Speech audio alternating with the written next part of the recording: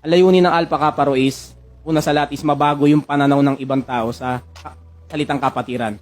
Once kasi na marinig nila yung words na fraternity, iba na agad yung pumapasok sa isipan nila eh.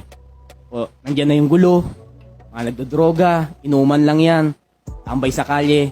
Ganun yung unang instinct na pumapasok sa utak nila. Gusto kong baguhin yon. Gusto kong maging proud, hindi lang yung mga sumasali sa amin.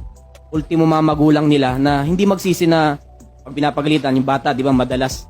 Yan na natututunan mo sa akro. Ganun lagi ang sinasabi, di ba?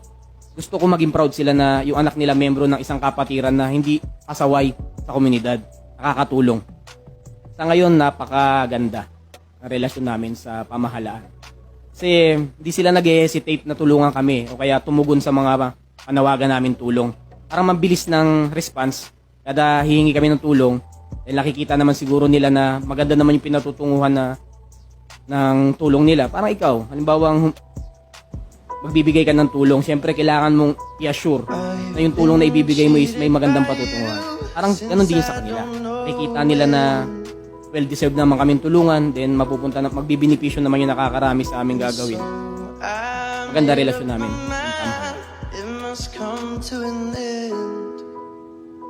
I love him. I'm in love with him. Look at me now. Will I ever learn? I don't know how. But I suddenly lose control. There's a fire within my soul. Just one look and I can hear a burning. One more look and I forget everything. Whoa, Mamma Mia, here I go again.